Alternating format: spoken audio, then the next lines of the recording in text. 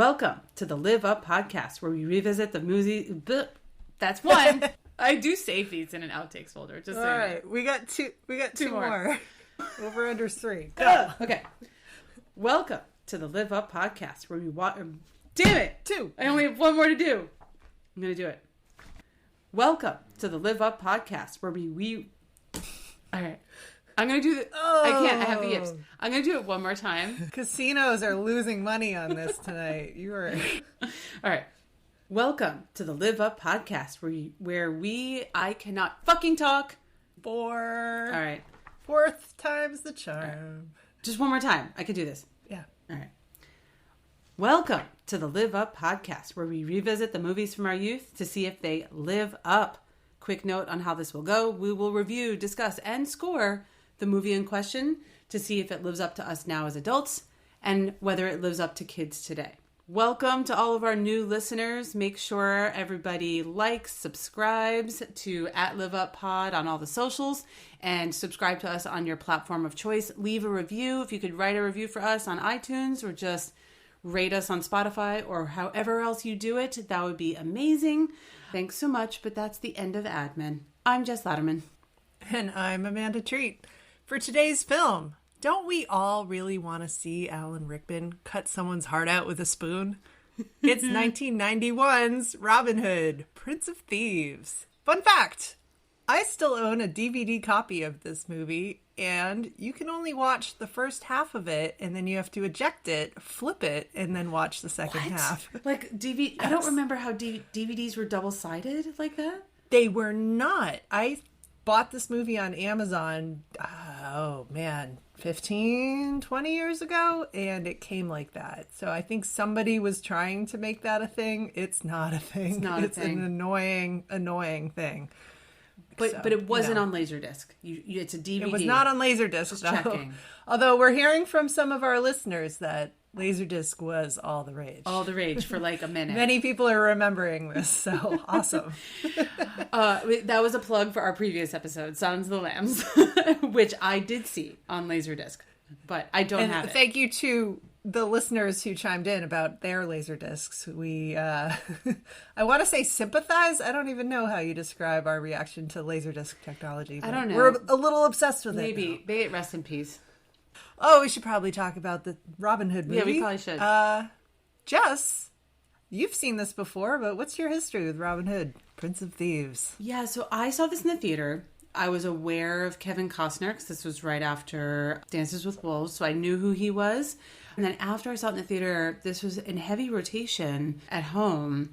But I will say, watching this again, there were huge portions of the movie that I completely forgot existed, which was like new to me watching it again. I guess I remember being impressed with it in the theater. It had like gravitas, as there's a lot of good things going on in this movie. And I sort of felt that, I guess, as 11-year-old me watching this movie. And I did sit down to watch this with my kids this time around. So I hadn't seen it in like, this is the classic Live Up podcast kind of movie. I had not seen this in 35 years at least. You're blindly viewing it with your kids. Right, which my wife doesn't like. And I think we've talked about this before. And typically it's, did you look at the rating? No, I didn't look at the rating. No. This is rated PG-13. We'll get into that, but no, I looked up nothing prior to showing this to my children, and it's fine. It's all good. But, excellent. What about you, Amanda? Did you see this in the theater? I saw this in the same movie theater where I saw the Addams Family and Edward Scissorhands, like our local, our Chestnut Hill movie theater. And I remember there was a lot of apprehension going into it because we'd heard that our neighbors had gone with their whole family and that their youngest daughter, who's probably 5, 6, I don't know how old she was, but she had burst into tears and they had to leave the movie and they didn't finish it because I think we all were walking into it like, Robin Hood's fun, yay! Like, we love the Disney version where they're all fun animals and they're singing, and immediately in this movie you see someone's hands get chopped off, and then there's that scene where they're going up to the castle and out comes Duncan with his eyes have been like cut out of his head. And just the hand chop off I did not remember. Yeah, so their daughter freaked out. That said, we really enjoyed it when we saw it in the theater. It wasn't scary. It was a little gross, definitely gritty, but like I asked Santa for a VHS cassette for Christmas that year and got it and probably watched it 100 more times. So yeah. I love this movie as a kid. We do need to specify, this is the second Robin Hood movie in our Robin Hood trifecta. There are 3 major Robin Hood movies from our childhood, and this is the second one. Please go listen to our Disney Robin Hood review if you haven't heard it already. I was looking forward to doing this one because this one I had seen so much. I've seen this one more than the other 2 in our trifecta, which is Men in Tights and the Disney one. And I told my kids it has Snape in it because, as you know, Alan Rickman playing the Sheriff of Nottingham, this is one of his many amazing villain roles. He's got a lot of villain roles in his resume there. Yeah, I mean, I will say, like, for people watching with kids, like, that is an appeal that there's a recognizable actor that they know. I don't know if moving from Snape to the Sheriff of Nottingham, though, it's a bit of a jump because this is not a kid-friendly character. It's amazing. That's a good point. Yeah, I don't know, from a kid's point of view, if you're used to him being Snape and he only takes it up to, say, 7 or 8, and then you watch this or you watch Die Hard and he's taken it up to the full 11, it's probably a little jarring, but I don't know. You ask your kids what they thought. Yeah. I saw this before I saw Harry Potter, so That's true. You can't saw weigh in his on villainy in order. So, Jess, do you want to share a quick plot synopsis of Robin Hood, Prince of Thieves? I do. I swear to God, maybe I need to get another beer. I don't know. Alcohol break? Because I'm getting low on wine. We're like really at the beginning. I think what this episode needs is more alcohol. What would Friar Tuck do? Oh, that's so good. I love that he was drunk. What would Friar Tuck do? I'm getting another beer. All right. I can't even with myself. I just poured a large glass of wine. Okay. I'm like... This episode is brought to you by my neighbor Pam, who is a professional wine taster. And is she constantly offloading her bottles to us. That's a great job. It's a great neighbor to have. All right. So, Jess, do you want to share a quick plot synopsis of Robin Hood, Prince of Thieves? I do. I'm glad you clarified which Robin Hood. Because when we reviewed the 1973 Disney version, which, by the way, listeners, was one of our favorite episodes, so go back and listen to that. It was. It's a great episode. Oh, I love that. Love that. And go watch the movie, too. But when we watched the Disney version, we described it as the OG of class warfare stories. And in some ways, this version is more good versus evil story mixed with a classic rich guy pretending not to be rich so he could be king of the rubes. Also in this version, the Sheriff of Nottingham is the baddest bitch of them all. Oh, yeah. There's no Prince John, which is historically inaccurate, but in this version, we're just going to focus completely on that sheriff. We are. Who's a bad bitch? Alan Rickman. Oof. Bad boy. Baddest bad guy. He's so good at it. So good. Oh. I do remember at the time that it was, I don't remember why. I guess in the chatter at the time, and there's no way for me to verify this, that it was a big deal that they added a character, that they brought someone from the Crusades essentially back. I don't even know if race played a role in it, but it was a big deal that they added a character. I feel like that was talked about. I mean, they added a bunch of characters and they downgraded a bunch of characters from the fairy tale, or not fairy tale, but the legend. Little John's supposed to be Robin's BFF, right, but they have very much put his character to the side, and he's like married with kids and all that, and pops up occasionally, but it's really Robin and Azim, played by Morgan Freeman, who are, I mean, they're the buddies of this film, if this is like a bromance kind of movie. Yeah, I don't know if I would describe their friendship as a bromance, but we'll go with that for now. Azim is just sassing the hell out of him. Oh, yeah. They have their initial scene together where Robin helps him escape from a prison. And they're in like Jerusalem or something at this point. Like, because the movie starts... Yeah, this is it starts during the Crusades. So they're running through, I don't know if you call it a Medina, and, going through the narrow streets, and there's people shooting arrows at them and all sorts of... Looks cool. It's the marketplace, but like also creepy and claustrophobic because they're at night and there's people hunting them. I appreciate it. They have a great bromance. They have a good bromance. Yeah, I didn't read it as a bromance as a kid or now as an adult watching it again. And I think as a kid, Morgan Freeman didn't register to me as much for Azim, but I appreciated his character now as an adult. I liked the sassing. You know, it's still a good gag when Robin Hood doesn't understand the concept of a telescope and just can't understand that concept. It's funny when Robin Hood is fighting Little John for the first time and like gets his ass kicked a little bit, and Azim is just like, oh Jesus Christ, this guy sucks. And just yells at him like, get up and move faster. Yeah, he has this like low-level disdain for Robin Hood, which I find really funny. So I didn't pick up on that as a kid, but I did find it funny now. Yeah, it's a weird dynamic between the two of them. But all right, so we have two very good actors here. Mm-hmm. One of them is acting really well. The other one is not. Which one, Amanda? Tell me. I think it's universal, but let's start with the main character here. Our protagonist is Robin of Locksley, played by Kevin Costner. And just to remind everyone, 1991 is like peak Kevin Costner. Absolutely peak. Yeah. He's just come off of Dances with Wolves. He won an Oscar for Best Actor and an Oscar for Best Director. Yeah. He could do no wrong at this point, and he signs on to do this movie. And it's with his buddies who helped produce and assistant direct Dances with Wolves. He's going to go on from this to do The Bodyguard. Remember what a big friggin' deal that was? Like, BFD. You can't make a movie without Kevin Costner and have its theme song go on to be like the biggest song of the year. Like, he's oh my god, so popular. Great track record for theme songs. Yes, he's considered hot at this point, but like we're too young to consider him hot. He's running around with a mullet in this movie, and I just can't get over that. Like, his hair's a little 90s. It's very 90s. I actually knew him from Bull Durham, which was definitely oh yeah, which she'd already Like, that was a great movie. He's done a lot of great movies at this point. Yeah, that was a great movie. Field of Dreams. He's did that a couple years before We're Robin basically Hood. listing off future episodes. We're boom, our childhood in movies. Kevin Costner here. Right, so he was a known quantity for sure when I saw this. Like, I was excited to see him in this role, even if I didn't care, if I didn't think he was, like, hot or anything. I just was excited to see him. Like, to me, he was, like, the grade A actor. I should have done some intel and asked my mom if she thought he was hot. Okay, we'll go by Mrs. Treat's taste. She is becoming more candid about what she does and does not find hot at different points in her life. Like, right now, I think everybody her age is going through an Outlander phase. Like, that's a thing.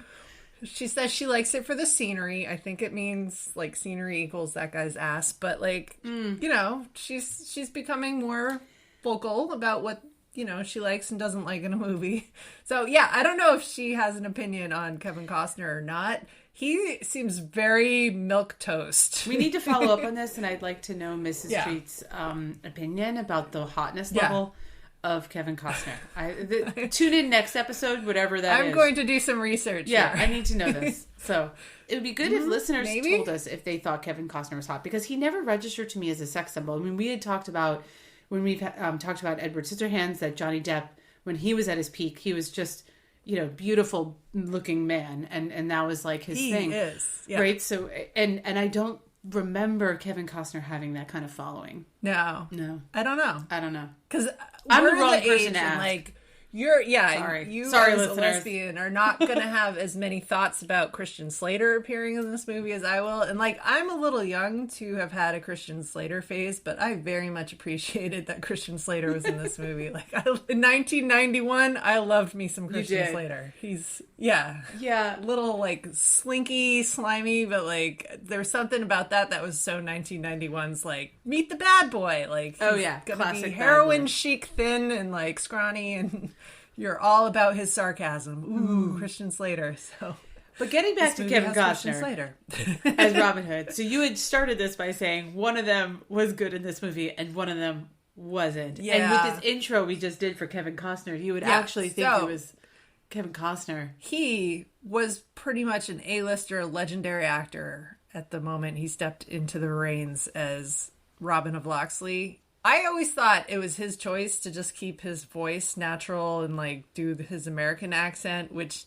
is not good in this movie. But I have since read that he wanted to do a British accent, and the director was like, no, people know you who you are. It'll be distracting. I mean, that might not be wrong. The director telling him not to? It might have been terrible. Christian Slater did kind of take a shot at the British accent, and it's not good, but minor kudos for at least trying. I don't know.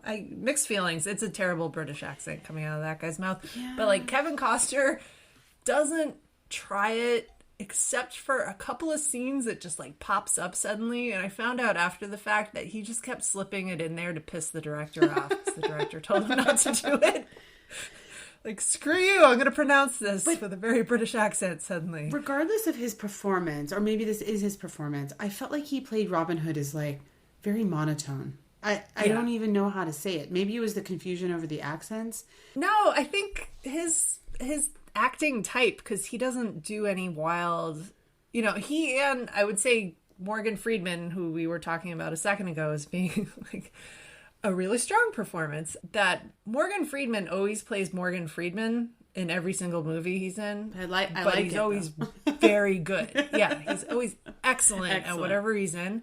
But Kevin Costner always plays this very stoic... That's true. Kind of monotone. And that's what he's playing now in these Westerns. And it's great in Field of Dreams. And it's, great in Yellowstone. But it's not great here. Because they try to even give him some funny lines. And... it's a little funny, but, like, he just comes across like a Mike Pence in this movie. Oh, my God. That's an amazing comparison. Yeah, he's very, like, and now I will do this. Like, it just doesn't. Yeah, it's dry. It comes across so dry. Yeah, from the moment he slaps his hand down on the table in the prison and looks the guy in the eye who's about to cut his hand off and says, "This is English courage," with the most American accent ever. And it was like a head slap for me. Like, oh, right. Kevin Costner does not do any sort of accent at all. I remember that, but I didn't remember how bad it was that he wasn't even trying. It's funny you mentioned that particular scene because, first of all, the whole Crusades piece went on for way too long. This entire section of the movie I had forgotten existed, even though I'd seen this movie a lot. I think I'd forgotten existed because it's like, it has nothing to do with the actual plot of the movie. So you're basically a half hour in before you arrive in England, which is where the main thing happens. But at that moment when he says that, this is English pride in his American accent, I was like, oh, that's just like, it's like harsh on my ears almost. And I'm an American. I started writing in the margins of my notes, anytime he was saying something like that, American savior, rather than white savior, it was like, here comes an American and he's going to rewrite all of British history with his American accent and like be the American savior of this whole thing. It was just like, oh, this is so cringy. Their whole thing, because he's not the sexy fox of the 1973 Disney version. He's not the sexy fox of your furry dreams, of whatever that might mean to people. No, and please listen to our previous episode about Robin Hood, the Disney Robin Hood, because there's a furry context that you're missing. There is. If you don't know what we're talking about here. But you think of, and I think my kids love the fox of Robin Hood in some ways. Yeah. Even my daughter, who's older now. He's very charming. It's hard for kids to relate to this version of Robin Hood because he's just so strident. Robin Hood was naughty, right? Like, he's naughty, he's stealing from the rich,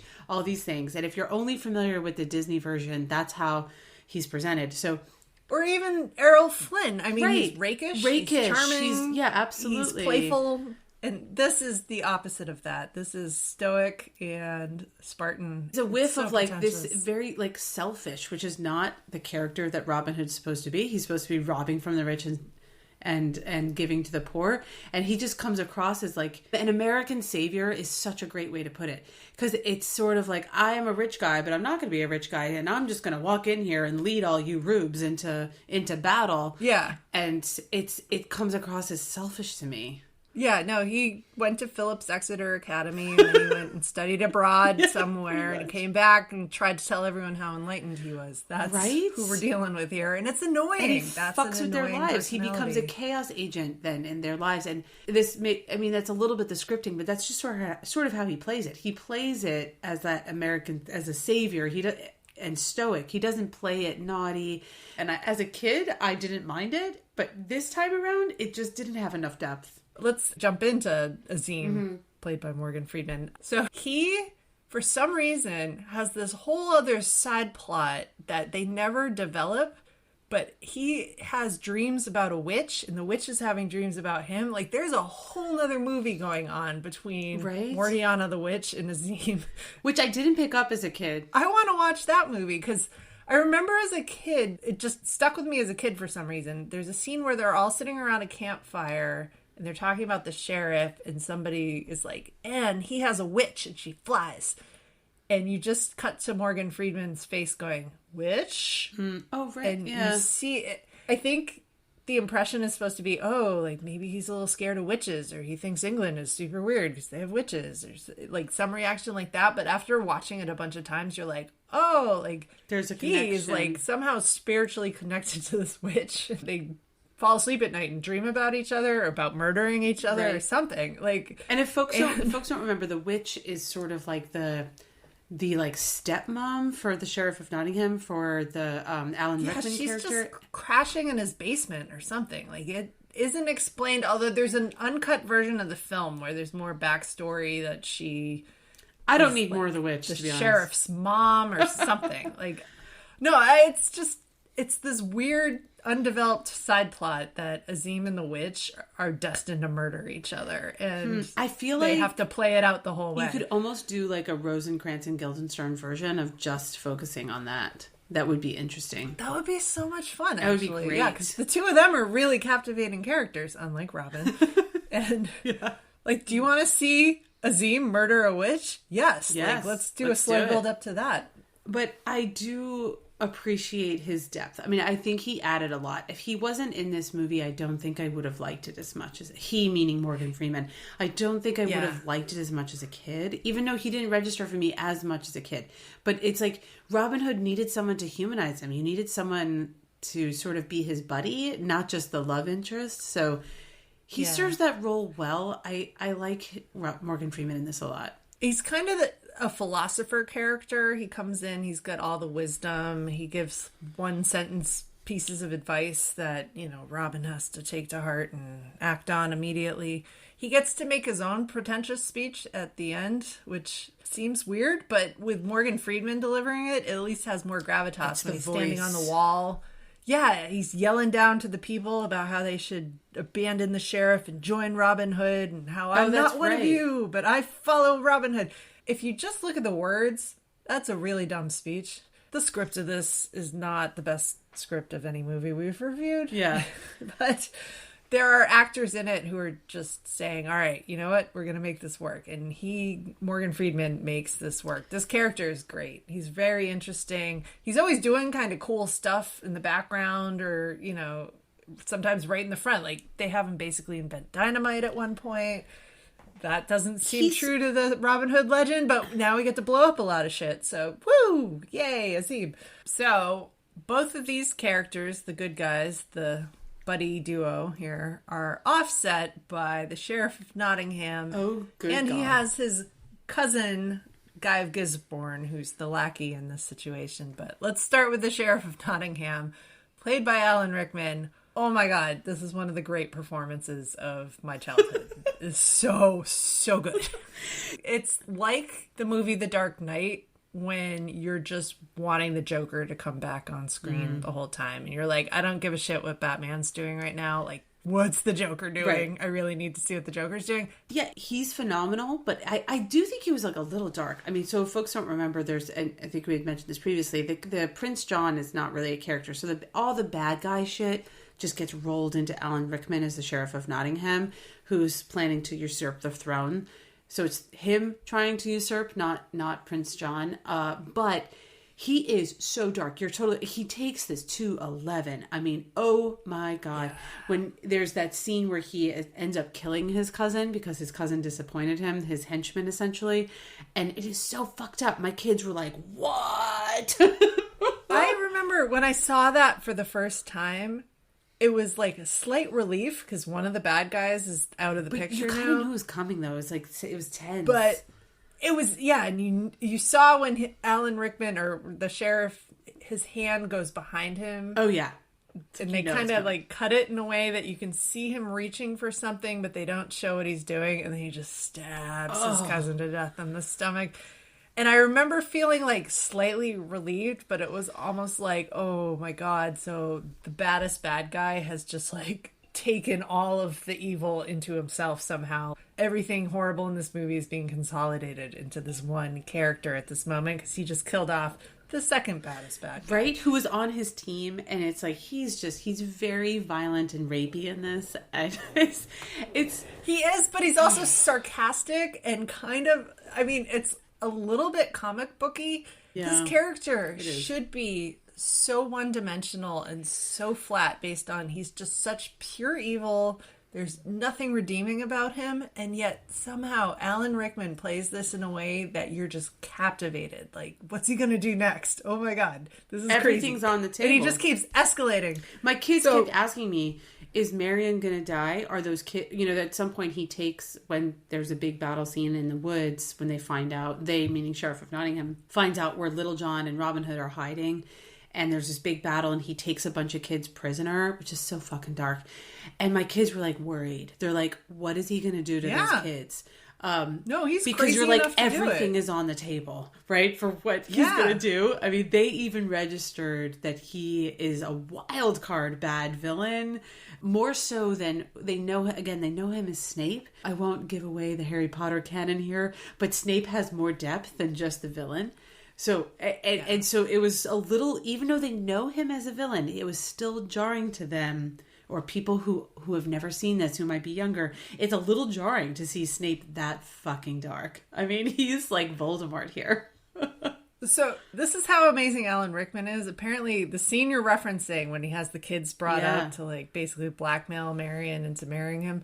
So weird. He, between takes, had the kids laughing so hard that when they went to shoot, that the kids kept like smirking and fucking up the take. Aww, that makes me It was feel like, better. Alan Rickman, stop entertaining the kids. But that the kids were just like, loved him, thought he was so funny and so like nice. And he is in real life, or he was. May he rest in peace. That, he just was cutting in between, like, this is me in real life, and yay, let's have fun on set, and ha ha ha, and here's a good joke, and yay, and then like they'd go to it, and he was ad-libbing a bunch of his lines. Like, he just didn't like the script that they handed him, so he just said all these off-the-cuff things. So that scene you're referencing, he leans into the little girl, and he's just like, I had a really tough childhood. I'm lucky I'm sane. I'll tell you about it sometime. But that was unhinged. What is happening? It was unhinged. I mean, he gave that little You're speech. waiting for him to do... you're waiting for him to do something terrible, and he doesn't, thank God. But, like, he could have. He very much like I could've. said, my kids were a little bit like, what the hell is he going to do? And it's specifically at that point where he starts talking to this kid, like confessing to him, sort of like how a villain, like, I guess, confesses all his sins before he like fucking murders people. That's essentially how it reads. Like, he's just this slow, like, I had a tough upbringing kind of thing, and I'm like, oh my God, there's going to be a massacre. And I had a moment where I was like, does he kill a kid? I couldn't remember. And I was like, he could have. I don't remember. Oh my God. He could have. Yeah, he played it dark. I mean, I love Alan Rickman. He's amazing. The Sheriff of Nottingham is the furthest from the bureaucrat villain wolf that we reviewed. Oh, so in different the Disney from film. the Disney Sheriff. Absolutely different. When he comes to your house, he's not going to take your some little bunny's birthday present. Like, he's going to do something way more fucked up. I think there's some comic relief. Like, at some point when Robin Hood or somebody like scars his face, and then there's a statue in the castle of Sheriff of Nottingham, and someone chisels in the scar. So vain. Yeah. And then he gets upset about it. And so there's something funny. And I do remember that as a kid thinking that was funny. And my kids even laughed at that. They thought that was funny because you really needed that comic relief. But it's a bit much. It's a bit much. It's not. Yeah. I think villains these days are more nuanced. And he is so black and white. So I read that Alan Rickman got the script for this and was offered the part and was just like, no. And gave him the script back, and they gave it back like, please. And he took the script to some of his screenwriting and acting friends and said, this is a quote that I found, will you have a look at this script because it's terrible and I need some good lines. And so he had his friends punch up the script, but then on top of that, because he brought that back to the director, and they're like, fine, if you will be in the movie, we'll let you say this. He just kept ad-libbing, and I think this is a sign of how bad the script is, but like all the best lines in this movie seem to be ad-libbed. So that like cut your heart out with a spoon line, he just made up on the spot. And that's so weird, by the way. Like people will give Kevin Costner credit because he didn't react to this line suddenly appearing in the movie that he wasn't expecting, and like just was like, keep going. Yeah. Oh my God. Yeah. Yeah, I mean, I didn't even know that, and I know those lines, cut your heart out with a spoon, and the way That's the best line in the film. That is such the best line in the film. And they even added the scene later where he's with Gaia Gizmore, and he's just sitting there like, why a spoon, cousin? Oh, that's right. What? Such a great line, but they had to... line. Yeah. They had to add that whole beginning of that scene to like, as a throwback, a callback to I'm going to cut your heart out with a spoon, because that was not in the script. They just threw that out on the spot. Alan Rickman just announced that in the middle of the scene when they were filming, and it's so good. I don't know if you had this experience the first time you saw Harry Potter, but because we're like old as dirt when we saw the Harry Potter movies in the theater. Did I see that with you? I bet I did. Yeah. We saw this in college. We did. When Alan Rickman does come on screen as Snape, I immediately was thinking of this role, because I was like, this is the villain role, and you could see now elements of Snape a little bit in here. But a little bit. The cut your heart out with the spoon, it's like the way he has this like very velvety delivery that's just it's so great. Unhinged though. It's so like charming unhinged. But unhinged. And I think that's where Alan Rickman's really at his peak, when he's like charmingly unhinged. Like I've had actual debates with coworkers who are slightly older than I am about whether his villain in Die Hard or his villain in Robin Hood, Prince of Thieves, like which was better, which was more iconic. They're both amazing. He's a great villain. So good. But in this particular role, I thought maybe it was a little, not necessarily him, but I think the Sheriff of Nottingham role is dark in this film. And not again, I sound like the pearl clutchy one, but I was a little bit aware of that watching that with my kids. I mean, my daughter's 11, but it was a little much, because to them, the Sheriff of Nottingham is like the wolf walking around collecting taxes. Yeah. So it's like, who the fuck is this guy? Like, just doing my job. They call me a slut. Yeah, this guy this guy is murdering his own family members. He's trying to rape a bunch of people. He is evil. But very memorable. Terrible. I remembered him probably more than any other character from when I was a kid. All right, so we have some more fantastic acting, maybe okay written characters going on. We have a thing about Maid Marian, or I have a thing about Maid Marian. I get very annoyed that, from the legend, this character is there. She's a nice person. She's a love interest. There is a good description. She doesn't do a lot. Yeah.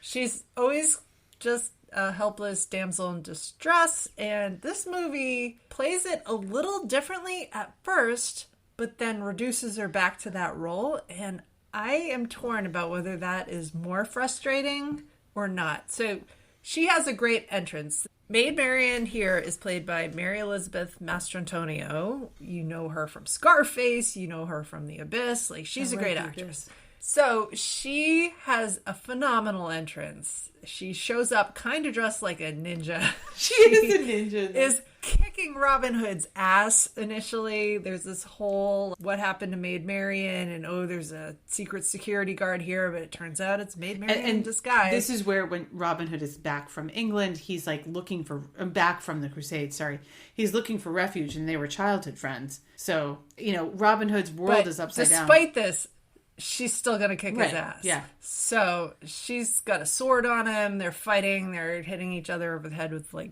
candelabras. And he kind of lights her hand on fire, and she yelps in a way that it's like, oh, wait, that's Marion. And he pulls her mask off, and she just kicks him in the balls so hard. And it's such a beautiful entrance. It's like, oh, Maid Marian, everyone. This movie has a couple of classic kick in the nuts shots. That's one of them. Yeah, she lands the best kick in the nut shot of all the characters in this movie. It's well delivered, Marion. She's a really good character at the beginning because she not only can she fight, she's really good at getting like intel. Like she's a really good, like she knows what the sheriff's up to and she's feeding it to them. She knows how to get through Sherwood Forest without getting her ass kicked because she kicks the guy's ass who tries to kidnap her. She's a great, strong character until the final act of the movie where she's being blackmailed into marrying the sheriff, and suddenly all of these skills, she's shown us that she can kick ass, it all just disappears suddenly, and she's just like yelping in the background in her dress like, save me, Robin! Yeah. Like, I think it had a good start. I mean, my kids actually really liked the whole bait and switch at the beginning when you realize the ninja kicking the crap out of Robin Hood is actually Maid Marian. They thought that was fun. That's great. And I thought that was fun too. I had no memory of her character. I knew she was in the movie. I remember it. I only remembered as far as that I could picture her face. This movie tried to upgrade the character a bit with that part at the beginning, but I think they didn't go as far as to make it more interesting for modern day audiences. Like she was just sort of a nothing. I still thought it was fun when she basically like walks in on Robin Hood basically taking a bath and he's like naked and everybody's like, that scene, and I thought that was kind of so fun. controversial. Wait, because it's not Kevin Costner's ass. It's not someone he else's had to get butt? an ass. He got an ass double. He got an ass double. And I remember that coming out because people were like sincerely upset. Like he wouldn't method act his own ass, and like Oh my god! like he's too pristine to show his ass in this movie. But there's clearly an ass shot for the ladies, possibly my mom. I still got to find out really if she want to was into know him or not. Yeah, but you know that part was fun. That's a funny scene, and funny. I feel like that was a good reaction to that. Like Lady Marian is a tough broad until she's not. Yeah, and I think if Hollywood's listening, I'd really like to see a version of this where she's an equal. I think it would just be more interesting to modern day audiences, not just us cranky old adults, but for kids too. I mean, for kids, it's just such a nothing for them. Okay, I'm gonna fix this whole ending for us. So you have Marian crouching in the corner like, save me, when we know she's good with the sword, we know she can kick a guy in the balls, and you have Robin Hood and the sheriff facing off, but then Mortiana the witch keeps charging through the scene randomly. Why not have Marian battle the witch? I know Azim and her have a thing going on, but like, why not have Marian actually fighting someone while Robin Hood and the sheriff are fighting each other, and there can be all the nut shots you want and all the like throwing of things, or like, whatever you gotta do, but like, she's not crouching in the corner. She's not this type of character. You've already established this. You made her so lame in this final scene. Yeah, I think we could agree at this point that Hollywood has not solved the Maid Marian thing. I give this movie points for making her a little bit more interesting than in previous iterations. Yeah. But it's not quite there yet. And, it doesn't have to be some sort of feminist situation. It doesn't. It just has to be a little bit more interesting. I read, this is when I was a teenager, but I think it was called The Outlaws of Sherwood or The Bandits of Sherwood. There's a book aimed at tweens, and I was a tween when I read it. And Maid Marian is like sneaking out at night and kicking everyone's ass at archery tournaments. I love this. And then like accidentally gets shot at one point by a rival. And then they have to be like, oh, wait, how do we sneak her back in the castle? Because she wasn't supposed to be here. And so she's just a teenager out like partying after midnight. I like it. It gave her something to do. She was a better archer than Robin, if I recall from that book. Yeah, you could make a little shoot him, but like that they had that kind of rivalry and that builds up the sexual tension. Like that was kind of cool. Yeah, no, that sounds more interesting to me already. We got several more characters to get through, but we got to get to one of my favorite characters that you could not care less about. Will Scarlet, played by Christian Slater, also really the peak of his actor. He was at the peak here. Fame. Yeah. I mean, this isn't like a Heather's performance, and this is not a pump up the volume, but they cast him knowing that there were a bunch of tween and teen girls who were like, oh, Christian Slater. And to his credit, it's not good, but to his credit, he at least attempts a British accent. It's not a British accent, but like he's trying to do something here, and at least the director didn't tell him to shut up. I don't know. It's okay. This is a new ad. He is the, I guess, stepbrother of Robin Hood. So there's a whole backstory where Robin's father has an affair with a servant, and then the servant has a child, and Robin is so jealous that, his mother had passed away. He doesn't like that his father has moved on. So then Robin's father sends Christian Slater and his mother off to their own devices. So this is why Christian Slater sort of hates Robin Hood. And in the movie, he sort of flirts with betraying him, but then doesn't. He tries to kill him a couple of times. And I like that. Because, aren't we all mentally trying to kill Kevin Costner? Probably. There's a scene where Will Scarlet, Will Scarlet is a canon character from the Robin Hood legend. There's always been a Will Scarlet. I didn't even know that. Kind of like the third in command. Okay. So there's a scene where Robin Hood's just being pretentious as fuck, and you see Will Scarlet just pop a knife out, and he's like, I'm gonna fucking get this guy, throw it from a distance, but he's got good knife skills because we've seen it in a previous scene. It was like, yeah, right in the back. This is gonna be sweet. And Wolf, another kid character in this, is like, watch out! And Robin turns and shoots an arrow through his hand. And he's like, fuck, and runs off. I really wanted to see the knife get thrown. You really did. You're like, let's end this now. What are you going to do, Robin? I think Christian Slater, his accent is terrible, but I think he brought the right amount of teenage angst into this film. If you were really pissed off at Robin Hood and trying to go with the flow and trying to make your buddies happy, but at the same time, to your core, you just want to murder this guy. I was picking up that vibe. I was like, yeah, no, that's what it would be, a 1990s Christian Slater. That's exactly the mood of a character who wants to murder his stepbrother. It is. I guess as a lesbian, I didn't give a shit about Christian Slater. I just don't see it. I guess I see it, but yet I don't. So I didn't have the same attachment to him as an actor or this character in a way. But rewatching it now as an adult. Well, so I don't know. Maybe you just need to be straight to give a shit about this character. I don't know. But I will say that I was kind of rooting for him because I was like, you know what, Christian Slater guy, who I don't give a shit about, I think you're right, because the Will Scarlet character in this movie keeps calling Robin Hood a phony. He's like, what are you doing here? You don't need to be here. And part of me was like, I think he's right. Yeah. Calls him rich boy right from the beginning. He's just being an asshole to him. And as a kid, though, so justified. As a kid, you're supposed to really, and I think as a kid, I sided with Robin Hood, and you're like, fuck you, Christian Slater. But as an adult, I'm sort of like, well, the man has a point. Yeah, no, I am kind of on his side. There's a scene when they're having sort of a kegger in Sherwood Forest, and he tries to ask Maid Marian to dance, and Robin Hood just comes in and cockblocks that. Yeah, he does. He totally does. And in my head, I was like, oh no, you gotta go Will Scarlet here, lady. He's so much cuter and younger and just cooler. And he seems to know what's what cooler. Because he is calling it. You, Robin Hood, are in it for your own revenge. You're not in it for us. Yeah. And that is essentially my kind of icky feeling about Robin Hood in this movie, is that he's... Yeah. No, Will Scarlet's 100% correct. 100%. Everything that comes out of his mouth, as cynical as it is, 1990s cynicism is totally oozing out of this character. But he just points at things and calls it like it is. And it's just such a Gen X, ugh, I hate it. Is. I hate the man.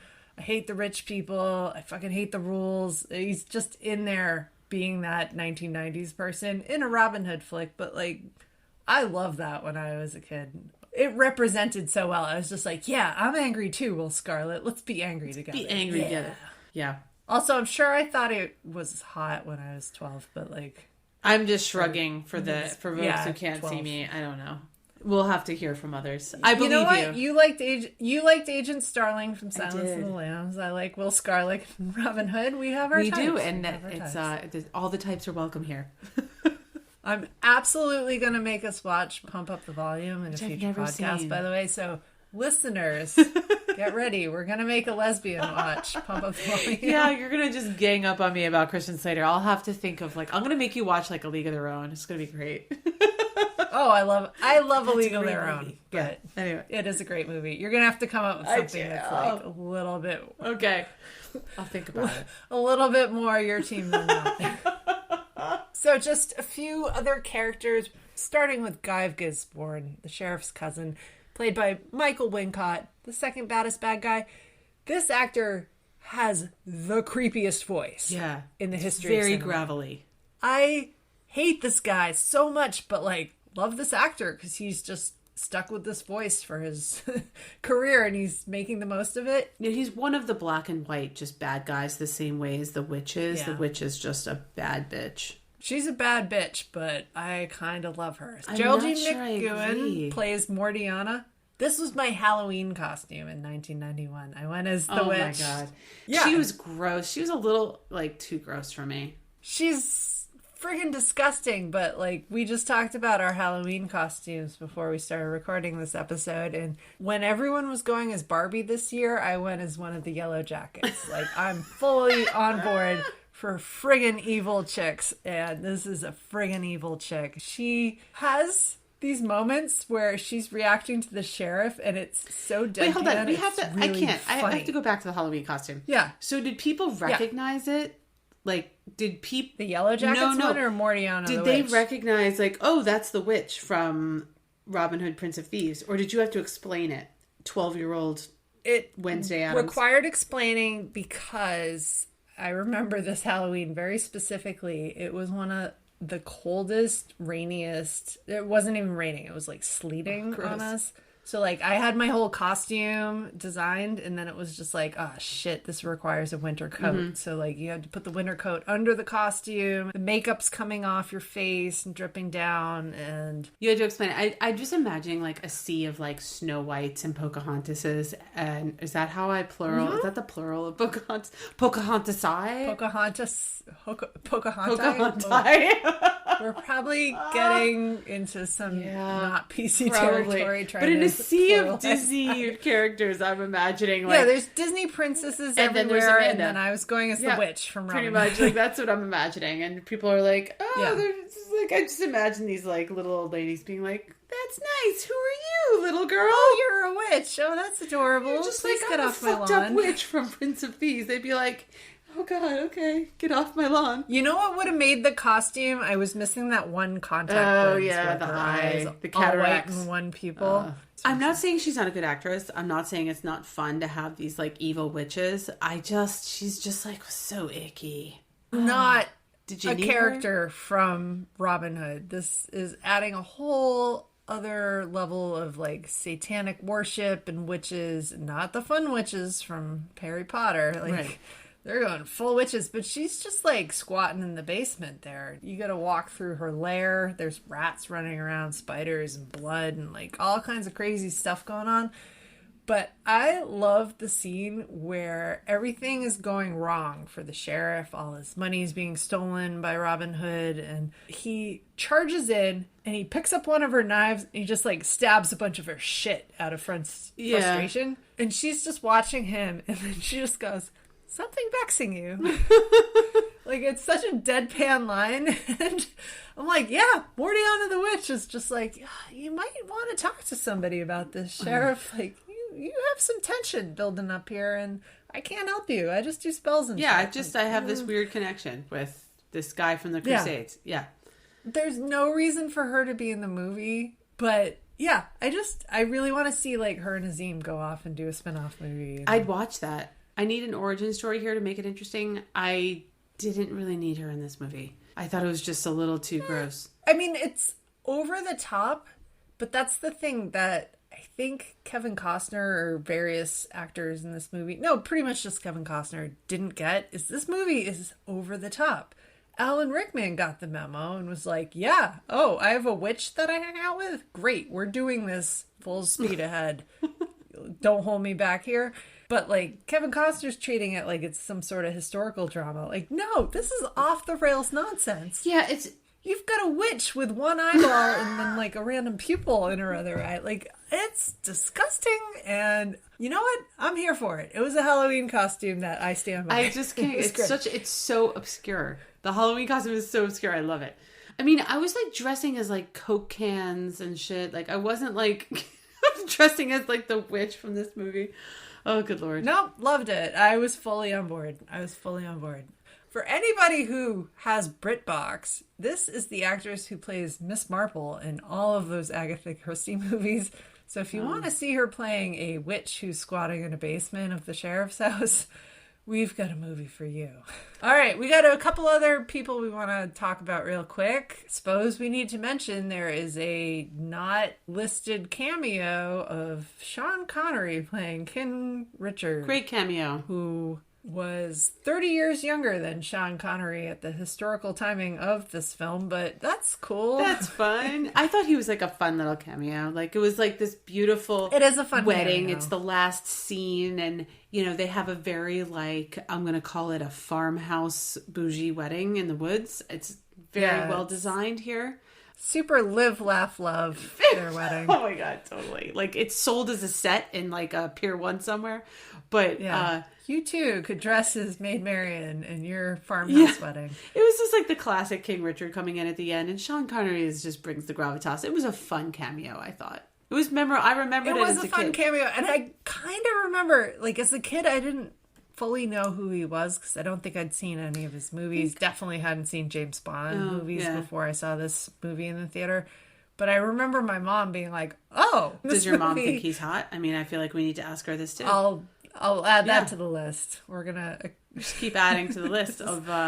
This is a very awkward list for me, but you know, Thanksgiving is coming up, folks. Thanksgiving is coming up. We want to understand who the We've boomer had heartthrobs worse are. Conversations at the Thanksgiving table at the treat house. This feels like an icebreaker for the treat. It could be the holiday Mom, meal. Kevin Costner or Sean Connery? Go. Yeah, I want to know. He spent one day filming this, asked for $250,000, gave it all to charity. Oh, good for him. You know what? Good job, Sean Connery. My favorite side character is Friar Tuck, who I thought was just funny that he is essentially the local drunk. I appreciate that they he's made the drunk a friar. Yeah, it's funny. So this is Mike McShane, who, if you've ever seen the British version of Whose Line Is It Anyway, which also has Colin McRae and Ryan Stiles, he was a regular on that. Like, he's a very funny actor. He's fun in this. But he rolls in this, he's drunk from the get-go. And I don't think he sobers up for the whole movie. He's drunk in every scene. I was like, they just make Friar Tuck just like a total lush. He's hammered.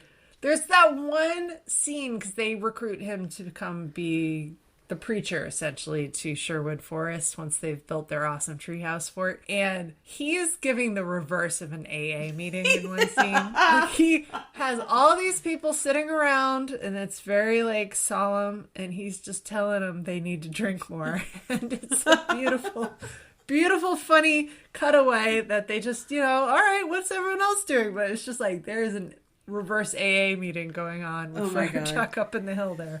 Yeah, no, he's a useful alcoholic. He's a helper. Alcoholic. Yeah, pretty much. Never mind the liver problems. They don't live that long at this point. Oh my god, that's true. It won't catch up with him. The life expectancy. Friar Tuck probably made it to his mid-40s. At best. But God is on his side. His Lord and Savior at the bottom of a glass. Yes. Cheers to that. All right. So, other random things about this movie. I mean, this movie's so random on so many levels. We talked about how the fox in the lion version actually taught us British history. This is unteaching us British history. There's so many things wrong with this movie. But, you know, it's like loosely based on the legends. You can yell, "Fuck me, he cleared it." Like, that's not a thing people said back then, but it was funny. So keep that in the movie. Good times. Yeah. There's a distracting amount of oaths going on in the beginning of this movie. Like, people are swearing that they're going to do something until their death. Whether it's Crusades. Robin swearing to Peter, "I'm going to protect your sister Marion." Like, okay, you know, reasonable. And then you've got Azim being like, "I'm going to stay with you until I save your life." Like, okay, that comes back. Plot point. Great. But then, like, you have Robin randomly, like, cutting his hand open, swearing he's going to avenge his father's death. Unnecessary like, there's just so many oaths. Like, how do you keep track of all these oaths that you're committing to? Guys. It's a little messy. Like, yeah. Do you have a to-do list somewhere? You gotta write all this shit You're down. like, I promised myself to so God, to this guy, and now I'm cutting my hand. Yeah, it's a little much. Oh, God, we haven't even talked about the music in this. I think I saw recently that someone made some sort of online comment about, hey, remember back in 1991 when we were all terrorized by Bryan Adams and the Prince of Thieves theme song just assaulting us on every single radio station. I was at the age when I first heard that song, and when I first saw that music video, I was like swooning. I was like, this is the best I liked song it too. ever written. I really liked it. I loved it. It's a very white person song, I think. It's a very, yeah. So they did not offer that song to Bryan Adams initially. No. It was written by Michael Kamen, who did the soundtrack for this movie, and it is a phenomenal soundtrack. Like, it was the song that was opening for the production company for all the other movies they ever did. I mean, this song was I've seen so many. This put Bryan Adams on the map. Yeah. And they offered it to Kate Bush to record it originally. That might have been better. Yeah. You did not just see the face that Jess made when I just said that. This was going to be a Kate Bush song, and she passed on it and was like, this is not my style. I was going to say, it's not quite her style. And she writes her own songs. That's who Michael, right? That's who Michael Kamen wanted to record this, that he wanted someone who was edgy. When it started playing over the credits, the raspiness of his voice, I was just like, oh, this is so 1991. I love it. Yeah. Like, it's edgy because it's raspy, but like, yeah, they played this song to death. Like, we all had to hear this way. Death. I mean, I'm sort of still times. sick of it. And I liked the song at the time, but I'm sort of still sick of it. And now I kind of want to hear Kate Bush sing it. Kate Bush, who's had this resurgence because of Stranger Things and the Running Up That Hill song. She would not have had the Stranger Things resurgence if she was the one who had done this song that went to the top of the charts. And was she'd be more of a household name, but played to death. I like it better this way. way. They wouldn't have brought her in on Stranger Things. Oh, so we mentioned earlier that they originally were trying to get Carrie Ells to come in and play Robin Hood, but they actually signed Robin Wright to play Marion. Oh, so it would have been this would have been a Princess that Bride might have been reunion better if Carrie Ells had not laughed his ass off reading the script, going, "No, this is terrible." Robin Wright did sign on to play Marion, and then she got pregnant and had to drop out. Obviously, we have some issues with Kevin Costner. It would have been really nice, Carrie Ells, but this is also... I think if Carrie Ells and Robin Wright were in it, this might have hit another stratosphere of pop culture. Because this, 1991, this was like 4 or so years after Princess Bride, and as listeners know, Princess Bride is our barometer. It's our peak. Yeah, peak it's 1 to 10, and 10 is Princess Bride, so that could have been interesting. Could have been. It wasn't. I don't know. Think about that. Think about it. Sit with it. Marinate on it. It would have been different, but like, do we want to corrupt our memories of the Princess Bride with the two actors playing love interests in this movie when we know that maybe it's not as good? I don't know. I think it would have been better. I think they could have improved this movie, but would it have taken them both down a peg? Maybe. That's my question. Although, we're saying we're watching this now from 2023 eyes in our old crotchety way. I mean, at some level, like, I loved this movie as a kid. Loved it in the theater. I loved it after I watched it. I still kind of loved it. If I'm full disclosure, honestly, full disclosure for me, I still kind of loved it. Whether the rest of my family did, I don't know. At some point, I wrote in my notes, at some point Elena fell asleep. Oh no. Because as we know, she of course had never seen this before. So yeah, she had fallen asleep. Yeah. Did she watch any movies as a child? I don't know. I think she was raised in the wilderness and just hasn't told me that. We need a special Elena episode where she's like, no, we used to draw pictures. What movie she watched and she loved was Troop Beverly Hills. Oh, okay. Those are fighting words. Yeah. We'll take that up another episode, guys, because you've already heard our review of that. So normally in our reviews, we like to go over things that we think suck or are cringy about the movie du jour. So aside from Elena falling asleep, what else did not work in this particular viewing of Robin Hood, Prince of Thieves? Yeah, I think it really needed an editor. So folks know it is long. It's like 2.5 hours long. Typically movies from the early 90s are not that long. I mean, you're sort of used to these days. Oppenheimer was like 3+ hours and things like that. But there's a 1991 movie has no business being that long. Do you recall what movie I had the same issue with? Yeah, but you were wrong on that one. And I believe it was Hook. No, I think Hook does not need to be 2.5 hours. Yes, it does. So you appreciate good editing is the takeaway here. Both of us appreciate good editing. You should not have an overly lengthy movie that is poorly edited and has scenes that have no purpose. Yeah, but in this carry on. I really strongly disagree that other movie that you referenced did not feel like 2.5 hours. That is, I love that it's become the Voldemort. Oh my God. Like, we can't say the name of that episode. I loved Hook. I loved rewatching it. And so for listeners who have not listened to that episode, like, Amanda did not feel the same.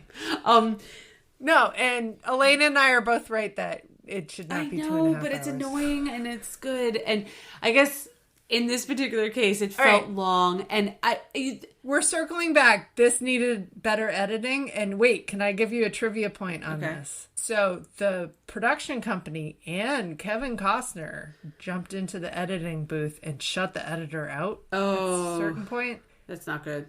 Because they felt Alan Rickman's sheriff was overshadowing Robin Hood. Well, and so they cut a bunch of sheriff scenes and extended a bunch of Robin Hood that scenes. is an unfortunate and Robin choice. Hood's just making pretentious ass speeches the whole time. I loved this movie as a kid, and I do think it's still a decent movie. It's just, I was disappointed in how just okay it felt upon watching as an adult. And my kids are like a little bit more attached to the Disney version, and even my daughter who's older, my son loves and we could talk about the action sequences. He was more into it, I think, on some level. He liked the violence, if you will. Yeah. But no, you know what? It's really, really well done action sequences. So yeah, I guess he's appreciating the art of the action. Yeah, he was even yelling at the screen like pointers or like, you got to do this, you got to shoot the barrel. Like he was into the action sequences. That's cute. And I do think the action sequences were really good in this. Both the battle scene, I know we're getting into good stuff. The battle scene in the woods and then the final kind of rescue scene when they were going to hang all the folks. The merry men, but they don't ever call them merry men. Yeah. So those scenes are great. They still are great. They're still fun. They don't go on too long. In some ways, I'd almost rather have more of that than some of the speeches. Yeah. So. Oh, God. No, the speeches are terrible. Stop being the American savior. Stop The American savior part did bug me a little bit. We've been dunking on this movie, but what else did you think was good? Like, what did you think was great? Well, no, we were doing things that suck. Oh, yeah. We'll move to things that are good. But, like, you transitioned into it, so I'll try to do both together as well.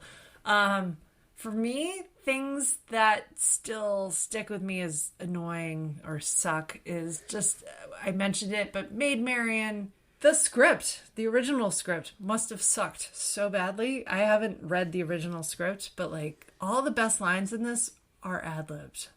I really do think Christian Slater yelling "fuck me, he cleared it" is my favorite line in the film. Because like occasionally in life right now, someone will do something where in the back of my head I'm like, oh, fuck me, he cleared it. Like that thing that shouldn't have worked just worked, and like, oh, we didn't kill someone there. That's great. There's a little bit of needed comic relief there. And, I'm not even like a film person really. I could just say that my feeling of watching this again, that I was kind of surprised at how that it wasn't great. It wasn't like at Ferris Bueller level where it was like a totally different experience, but I was disappointed. Yeah. I was disappointed at how mediocre it was. That almost feels like a more harsh review of just mediocre. Because I think at the time, my 12-year-old me like really thought this was like high-end cinema. 12-year-old me thought this was the greatest movie.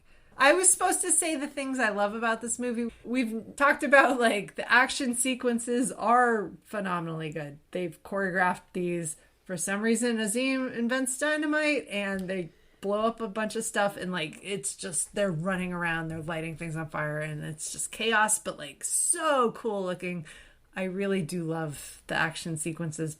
Little John's wife, I like that. Pluck her down. Yeah. I don't think I've ever seen her in any other movie, but she's awesome in this. Yeah, they make Little John's wife, like, she insists on fighting, and he's like, you have to take care of the kids. And she's like, fuck you, Little John. And she ends up, playing a big role in the battle at the end. Well, and then this final scene where they're going to attack the hanging and rescue their men and rescue Maid Marian. They have this elaborate, like, people are in costumes. Azim is dressed as a leper because they can't show that they have a black man with them.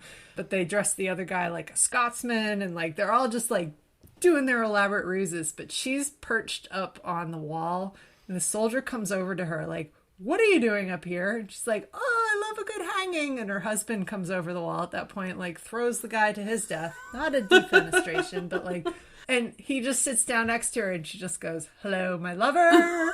And I love the way she delivers that. She's enjoying the murder part of the heist. Her small amount of screen time, she eats it up. She's wonderful. So kudos to her. All right. So the one other thing this movie has that I love is an epic montage. They are building a treehouse in Sherwood Forest, and they're training an army, and the whole thing comes together. And you know I love my cleaning montages. I was just about to say. It's the same impulse for me. Like, they are stringing up rope ladders, and they're building weird swings, and there's weird pulley systems that you can get out of the treehouse, and everything about it looks so cool. And kid me absolutely reacted to that because it was like, oh my god, it's a series of tree houses with drawbridges and such a badass way to like live your life up in the trees. But then they get attacked, and that one guy's like, to the trees, and they all just like go running up the rope ladders.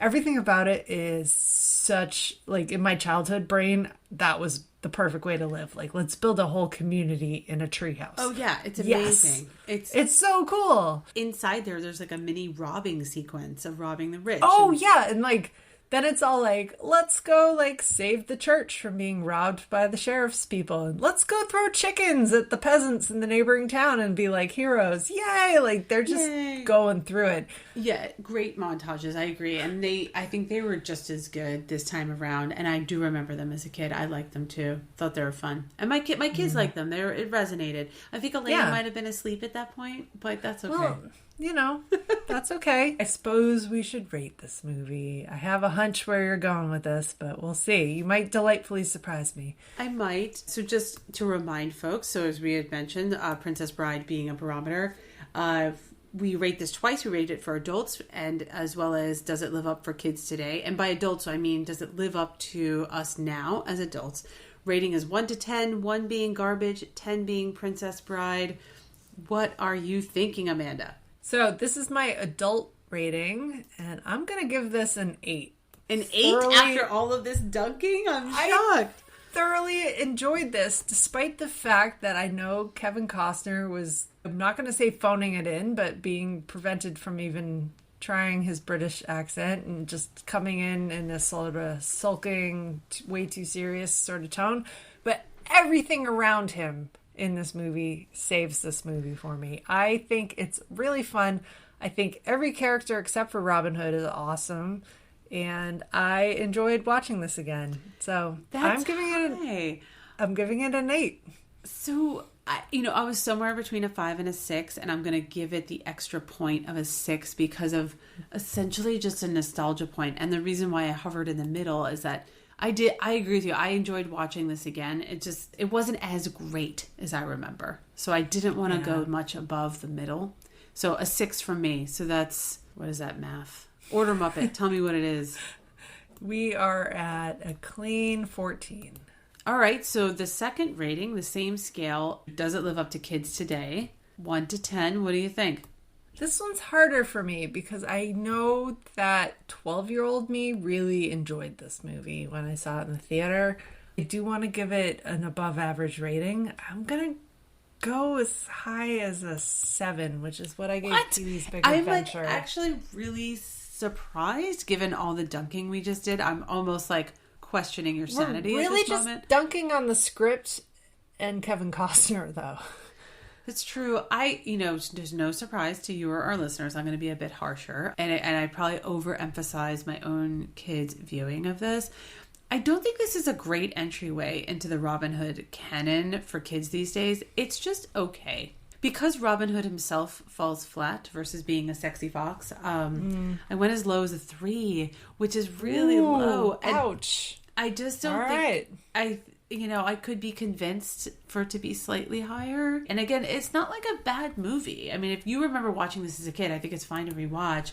And it's not like inappropriate. I mean, it's like long, and there's a big, long attempted rape scene, and that it is what it is. And the beginning is super violent, but that's not even why I'm giving it a 3. I'm just giving it a 3 because I think Robin Hood himself falls flat. So I think my 7 is specifically for tweens and not like the under 10 crowd. So I should have said that when I was voting. No, it's okay. I appreciate that your son was giving tips on how to blow up more things. Like, you gotta shoot the arrow with the alcohol. I mean, like I'm glad he was way into it, but like I also recall that my neighbor's kid burst into tears and they had to leave the theater. Yeah, I was almost thinking of tweens. I could be convinced of a 4. I'm going to give it another point only because kids these days I just like my own kids were excited to see Snape in something else.